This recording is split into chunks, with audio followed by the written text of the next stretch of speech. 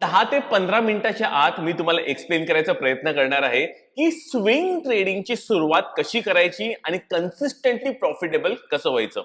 मित्रांनो, हा आपला आहे कट्टर फॉलो स्पेशल कमेंट्सचा व्हिडिओ, जिकडे मी तुमचे कमेंट्स जे तुम्ही टाकतात त्यातले काही महत्त्वाचे कमेंट सिलेक्ट करून ह्या व्हिडिओच्या मार्फत आणायचा मी प्रयत्न करतो.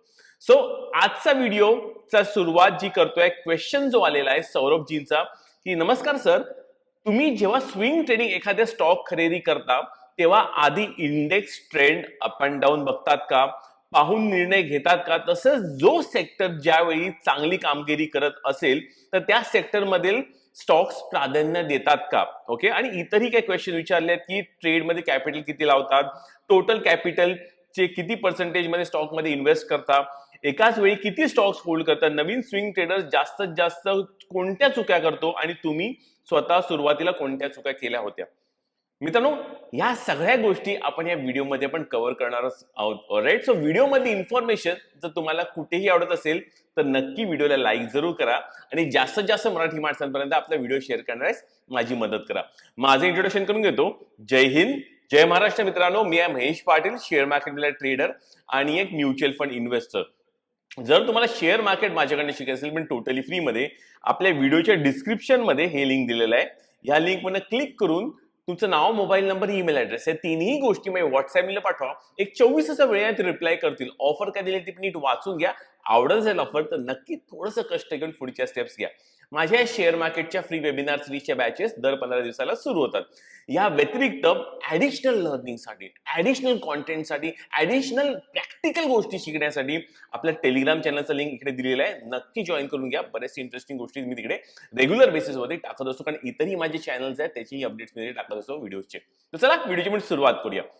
सो पहिलं तर क्वेश्चन बाय क्वेश्चन आपण जाऊयाच. ऑलराईट, सौरभजींचा जो क्वेश्चन केलेला आहे, पण हा जो पहिला पॉइंट जो मांडलेला आहे तो खूप महत्वाचा आहे आणि एकदम पॉइंट टू पॉइंट सौरभजीने एकदम मस्त, काय म्हणतात, एकदम खिळ्यावरती हातोडा मारल्यासारखं एकदम परफेक्ट पॉइंट मांडलेला, कारण लोक ह्याला इग्नोर करतात.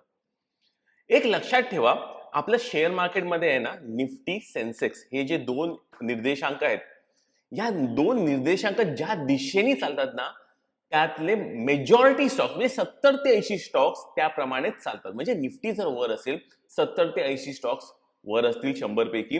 निफ्टी जर डाऊन असेल तर 70 to 80% स्टॉक्स निफ्टीच्या हिशोबाने डाऊन पण असतात.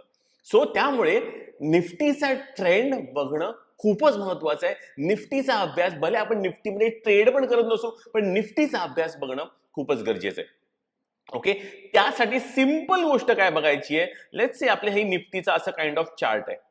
ओके, निफ्टीच्या चार्ट वरती फक्त एक 200 सिंपल मुव्हिंग एव्हरेजची लाईन टाकायची. किती? 200 सिंपल मुव्हिंग एव्हरेजची SMA ची लाईन टाकायची. ऑलराईट, आता हे 200 का 200 सेशन्स म्हणजे सरासरी 1 वर्ष झालं. जर 1 वर्ष जर तो स्टॉक एव्हरेज प्रमाणे ह्या लेवलच्या वरती ट्रेड करतोय, तेव्हा आपण ह्या टेरिटरीला म्हणू शकतो की 200 सिंपल मुव्हिंग एव्हरेजच्या वरती स्टॉक जो आहे ना सध्या बुल टेरिटरीमध्ये. कुठे? बुल टेरिटरीमध्ये. पण ऑन द अदर हँड जेव्हा स्टॉक ह्याच्या खाली परत, अजून करा की आता स्टॉक परत इकडनं खाली गेला, ऑलराईट, ह्या ब्ल्यू लाईनला त्यांनी क्रॉस ओव्हर दिलं, तर इकडे आता तो बेअर टेरिटरीमध्ये गेलेला आहे. ही त्याची बेअर मार्केट टेरिटरी आहे. सो आपल्याला जर ट्रेडिंग करायची असेल, ओके, ट्रेडिंग सांगतोय, ट्रेडिंग करायची असेल तर इन दॅट केस आपल्याला जेव्हा पण निफ्टी बुल टेरिटरीमध्ये असतो ना, प्रोबॅबिलिटी वाईज तेव्हा काम केलेलं मच मोर बेटर आहे. बेअर टेरिटरीमध्ये कोणी काम करावं? जर तुम्ही व्हॅल्यू पिकिंग वाले इन्व्हेस्टर असाल, की तुम्हाला वाटतंय की स्टॉक्स च्या व्हॅल्युएशन अशा खतरनाक झालेल्या आहेत की त्याला मी बाय करून होल्ड करेन 1 ते 2 ते 3 वर्षापर्यंत, जेव्हा पण मार्केट टर्न अराउंड करून परत रिव्हर्सल दाखवत नाहीये. कशावरती? 200 सिंपल मुव्हिंग एव्हरेजच्या वरती. ओके, सो ट्रेडर लोकांसाठी बुल टेरिटरीमध्ये ऍक्शन घ्यायची आहे. इन्व्हेस्टर मध्ये पण व्हॅल्यू इन्व्हेस्टर लोकांसाठी त्यांनी बेअर टेरिटरीमध्ये त्यांना ऍक्शन घ्यायची. सो अशा प्रकारे हे 200 सिंपल मुव्हिंग एव्हरेजचं महत्व खूप आहे. ओके, हा किती वर चार्ट वर बघायचा? हा डेली चार्ट वरचा बघायचा. वीकली मंथली वरती बघू नका, डेली चार्ट वरती मच मोर बेटर आपल्याला आयडिया येते. ओके, आता हे झालं तुमच्या पहिल्या प्रश्नाचं उत्तर. तर येस, मी निफ्टीचा चार्ट बघून डिसिजन मेकिंग करतो की पैसा कसा आपल्याला मार्केटमध्ये आणायचा आहे. दुसरा एक गोष्ट म्हणजे मार्केटमध्ये मी मागेही एकदा डिस्कस केलेलं होतं वन ऑफ आपल्या ह्या कमेंट सेक्शनच्या व्हिडिओजमध्ये, की मार्केटची मुवमेंट आहे ना ही अशी थ्रू आउट द वर्ष अशी काहीतरी असते. ओके, किंवा अशी अशी पण असू शकते, अशी अशी पण असू शकते. सो पॉइंट जो आहे, लेट्स से अज्युम करा की हे 1 वर्षाचा हा झोन आहे. ऑलराईट, हा परत 1 वर्षाचा झोन आहे, हा परत 1 वर्षाचा झोन आहे, so on and so on. So प्रत्येक वर्षामध्ये ऍटलिस्ट एकदा तरी मार्केट पडतं, आणि पडतं पण किती, 10 ते 12%, 12% तरी किमान पडतं जर तुम्ही डेटा जर मागचा बघेल. सो प्रत्येक वर्षामध्ये कुठेतरी तुम्हाला हा डाऊनफॉल दिसणार, कुठेतरी तुम्हाला डाऊनफॉल दिसणार, कुठेतरी डाऊन मार्केटमध्ये पण तुम्हाला हे डाऊनफॉल दिसायला सुरू होणार. सो ह्या बेसिसवरती जर हिस्टॉरिकल डेटा सांगतोय मला मार्केट जर पडणार आहे, माझं मनी मॅनेजमेंट पण तसं असलं पाहिजे ना. सो मनी मॅनेजमेंट बेसिसवरती मी काय करेन, लेट्स से अज्युम करा हा वाला वर्ष मी एक्झाम्पल मी ट्रॅक करतोय, तर ह्या वाल्या वर्षामध्ये मी म्हणेन की बाबा 80% मी कॅश मी डिप्लॉइड असणार आहे, कारण मला मार्केटची अपमूव्ह मिस नाही करायची. पण 20% कॅश मी या डाऊन मूव्ह साठी मी वेट करणार. ह्या डाऊन मूव्ह साठी मी वेट करणार. लोकांचा प्रॉब्लेम इकडे होतो की बरोबर इकडे जाऊन किंवा ह्या लेवल्सला हे लोक बाईंग करतात, फुल्ली बाईंग करतात, मे बी एमटीएफ घेऊन लोन विन घेऊन बाईंग करतात, आणि इकडे जेव्हा मार्केट येतं, जिकडे मार्केट युटर्न मारणार आहे तिकडे पैसाच असतो. आता मागच्याच जस्ट काही वर्षांमध्ये रिसेंटली मार्केटमध्ये फॉल आलेला होता, परत इराणमुळे. त्याच्या मागच्या वर्षी फॉल आलेला होता ट्रेड डीलमुळे. त्याच्या आदल्या वर्षी फॉल आलेला होता काहीतरी वेगळ्याच कारणामुळे, आणि कोविडचा तर सर्वात मोठा फॉल आलेला होता. सो प्रत्येक अप मूव्ह मध्ये पण एक डाऊन मूव्ह असते. जर हे आपल्याला माहिती असेल तर सेकंड महत्वाची गोष्ट म्हणजे मी तर म्हणून पहिली महत्वाची गोष्ट आहे, मनी मॅनेजमेंट आपली डिफाईन्ड असणं गरजेचं आहे as a trader. Okay, money मॅनेजमेंटमध्ये 80% डिप्लॉइड राहायचं, 20% टू 30% किंवा 70-30 रेशिओ धरून चला. एकदम 60-40 वर जाऊ नका, पण 70-30च्या हिशोबाने तरी चालणं गरजेचं आहे, किंवा बेस्ट केसमध्ये 80-20च्या मध्ये चाला, आणि 20% फंड हा आपला लिक्विड ऍसेट्स मध्ये ठेवा, जेणेकरून आपल्याकडे प्रत्येक फॉलमध्ये आपल्याकडे एव्हरेजिंग साठी पण पैसा असतो, आणि मे बी काही नवीन स्टॉक्स घेण्याच्या हिशोबाने पण आपल्याकडे अपॉर्च्युनिटी होते. ओके, सो ह्या, आणि इव्हन इंटरेस्टिंग गोष्ट तुम्हाला अजून एक सांगतो, ह्या फॉलमध्ये पण भले निफ्टी 200 सिंपल मुव्हिंग एव्हरेजच्या खाली गेलाय, पण काही स्टॉक्स जे असतात ना ते 200 सिंपल मुव्हिंग एव्हरेजच्या खाली नसतात, ते समवर ह्याच्या वरतीच ट्रेड करत असतात त्यांच्या स्टॉक लेवलच्या चार्ट वरती. So not just Nifty, even जो मला शेअर ह्या फॉल मध्ये सिलेक्ट करायचा आहे, तो जर शेअर 200 सिंपल मुव्हिंग एव्हरेजच्या वरती असेल, तर त्या शेअरमध्ये मी पहिला प्रेफरन्स देईल डिप बाईंग मार्केटच्या क्रॅशमध्ये, कारण तो शेअर जो आहे तो पटकन वाढणार आहे, तर तो शेअर जो 200 सिंपल मुव्हिंग एव्हरेजच्या खाली आहे.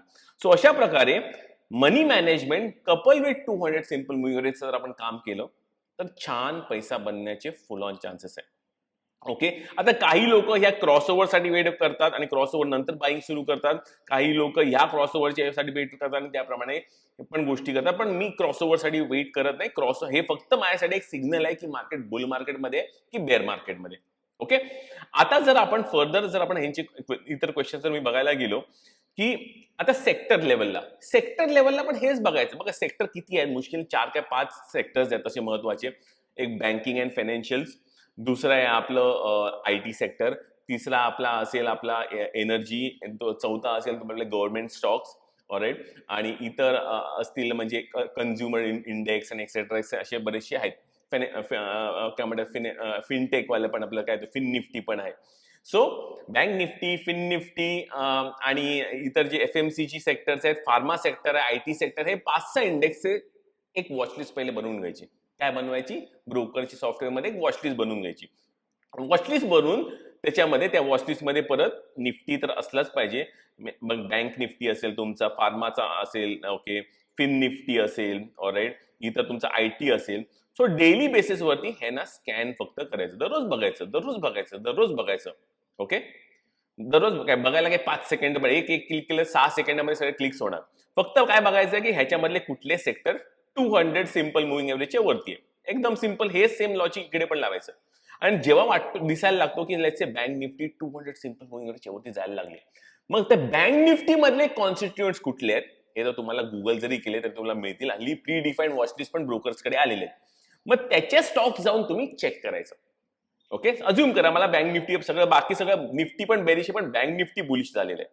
सो हे बुलिश बँक निफ्टी मधले मी स्टॉक जे असतील, ऑलराईट, जे पण 5-6 मोठ्या बँक्स असतील, त्या स्टॉक्स मध्ये जाऊन परत मी काय करणार, मी परत चेकिंग करणार की ह्या 5 स्टॉक्स मधले कुठले परत 200 सिम्पल मुव्हिंग एव्हरेजच्या वरती आहे. झाली शॉर्ट लिस्टिंग. सो एकतर इंडेक्स तेजीमध्ये आणि इंडेक्स मधले पण मला फालतू म्हणायला नको, कारण आजच्या करंट सिनारिओमध्ये चांगल्या बँक्स पण खाली आहेत आणि कुठल्या कुठल्या म्हणजे गव्हर्नमेंट बँक्स वरती आहेत. सो त्यामुळे जो पण स्टॉक 200 सिम्पल मुव्हिंग एव्हरेजच्या वरती आहे आणि बँक निफ्टी पण 200च्या वरती आहे, त्या स्टॉकलाच मी सिलेक्ट करणार. ओके. सो आय होप तुम्हाला हे क्लॅरिटी आलेली आहे की कसं आपण इंडेक्स बेसिसवरती आपण कुठल्या इंडेक्समध्ये काम करायचं आणि त्या इंडेक्स मधल्या कुठल्या स्टॉकमध्ये काम करायचं. फक्त 200 सिम्पल मुव्हिंग एव्हरेजचा रामबाण उपाय वापरून त्याच्यामध्ये आपल्याला काम करायला पण सुरू करायचं. ओके. नंतर ह्याच्यामध्ये पण फर्दर एकदा जो पण stock let's say 200 simple moving एव्हरेजच्या वरती आहे, ऑलराईट, मी अजून एक व्हाईट बोर्ड ओपन करतो. कुठलाही स्टॉक लेट्स से धरून चला की 200 सिम्पल मुव्हिंग एव्हरेजच्या वरती, सो 200 ची मी अशी लाईन काढतो पहिली आणि हा स्टॉक लेट्स से असा काहीतरी करतोय, राईट. सो हा स्टॉक माझ्यासाठी आयडेंटिफाय झालाय. अजून करा, बँक निफ्टी मधला एक स्टॉक आहे, बँक आहे कुठली तरी.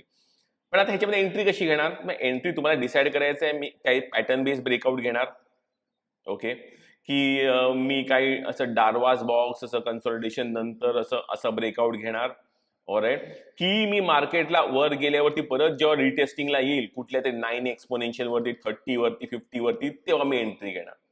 ओके. हे पॅटर्न किंवा डार्वास बॉक्स किंवा तुमचे काही इंडिकेटर्स असतील किंवा डीप बाईंग असेल, या सगळ्या स्ट्रॅटेजीज आपण ह्याच्यावरती लावायचे. एनिवेज या सगळ्या गोष्टी मी डिटेलमध्ये फ्री वेबिनार सिरीजमध्ये केलेल्याच आहेत. नक्की फ्री वेबिनार सिरीज शिकून घ्या. पण जसा मी पटकन 15 मिनिटाचा व्हिडिओ सांगतोय त्याप्रमाणे या गोष्टी मी करतोय.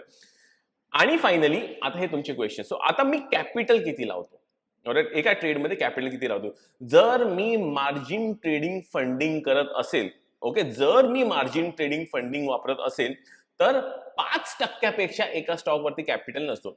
मिनिमम 1% असतो, मॅक्सिमम 5%च्या वरती असतो, ऑलराईट. Total cap. आणि जर मी मार्जिन ट्रेडिंग फंडिंग करत नसेल आणि जर मला पैशाची गरजच नसेल, ऑलराईट, समजून चला मला लॉंग टर्म इन्व्हेस्टिंगचा पैसा असेल, मग त्याच्यावरती काही लिमिट असं नाही. 70% बनू शकतो, 80% बनू शकतो. बिकॉज तो मला पैसा, मला एका स्टॉकवरती मी बुलिश आहे, फुल्ली बुलिश आहे, तर फुल्ली हाय कन्व्हिक्शनने 70-80% पर्यंत मी जाईल. 100% नाही जाणार, पण 70-80% पर्यंत जाईल. ओके. पण एमटीएफ करत असेल तर स्ट्रिक्टली नो मॅटर किती बुलिश असेल, 5%पेक्षा जास्त मी कॅपिटल त्या स्टॉकवरती एमटीएफ घेऊन नाही लावणार.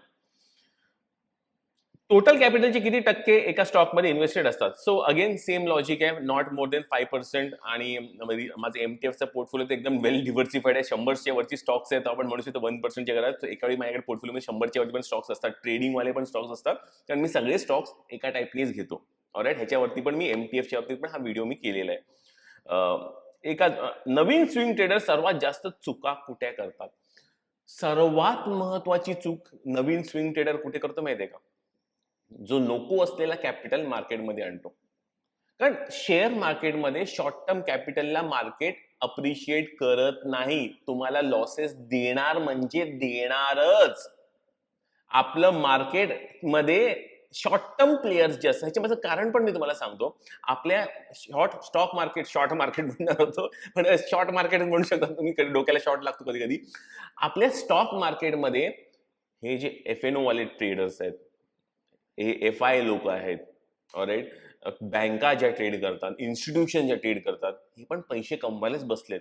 आणि ह्या लोकांकडे IIT, IIM, PhD, double PhD वाले टाईपचे लोक आहेत आणि प्लस फर्दर टेक्नॉलॉजीचा वापर करून, AIचा वापर करून यांचे अल्गोरिथम्स रन करतात. आता तुम्हाला वाटतं का, भले तुम्ही पण एकदम सुशिक्षित असाल, तुम्ही सगळं असाल, पण तुम्हाला वाटतंय का तुम्ही एका रोबोटच्या अगेन्स्ट ट्रेड करू शकतो? नाही ना. Probability of winning is very low, losing is very high.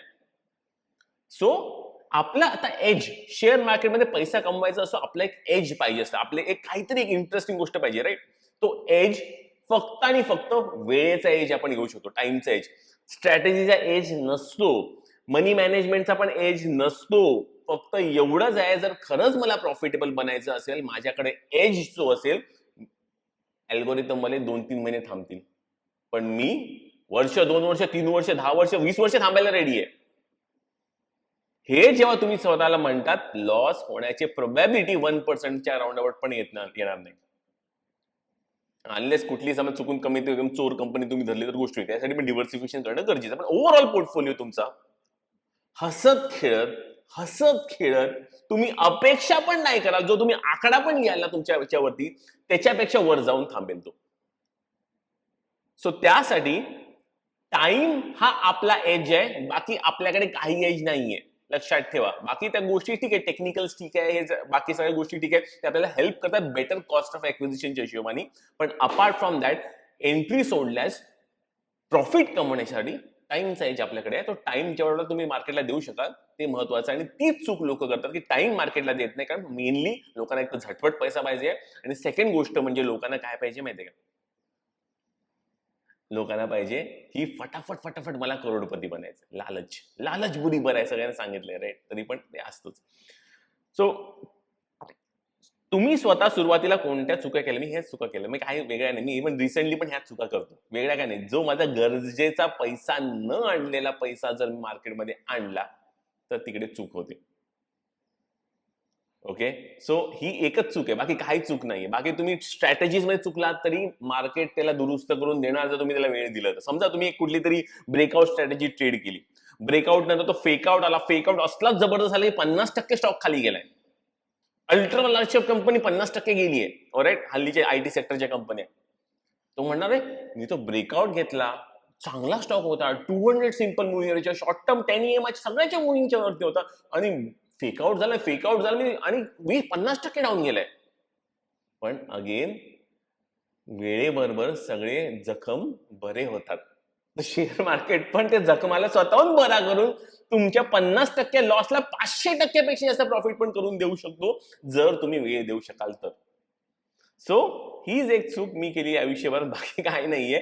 तर ती चुका तुम्ही करू नका, वेळ द्या मार्केटला.